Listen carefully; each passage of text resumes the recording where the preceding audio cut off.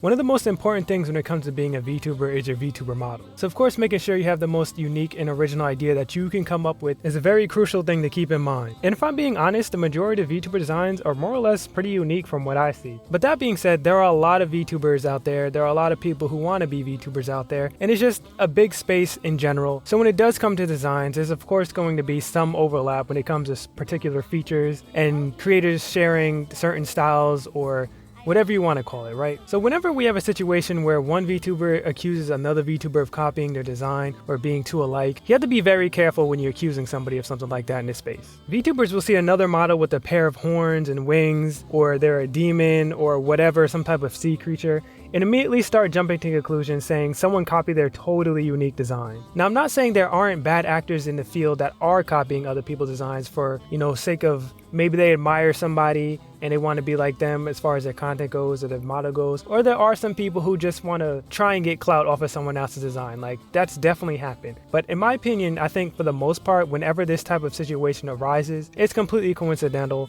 or someone's just using a design feature that is just very commonplace, like I said, like horns or wings or even a color scheme. So it's kind of hard to be like somebody copied your design without having some type of hardcore actual evidence that this person did that. And I feel like this situation has come up way more times than necessary, because the majority of the time when it's been looked into, it wasn't necessarily a malicious act. It was just somebody who was inspired by their favorite creator or just coincidental. For example, I haven't seen anyone with a design similar to my own yet, but that doesn't mean there aren't any. There's thousands and thousands of VTubers out there and new ones every day. I'm sure there's plenty of them with similar design themes as my own. And just because I haven't seen them doesn't mean they exist. And I can see a creator pop up tomorrow that maybe I wasn't even aware of, that's been around longer than I have. Maybe the design is closer than mine. Does that mean I copy them? No, it just means it's coincidence. And I have a common theme that other people are having interest in and they share similar designs. That's really all it comes down to, most of the time anyway. In conclusion, I just think people in this space need to be a little bit more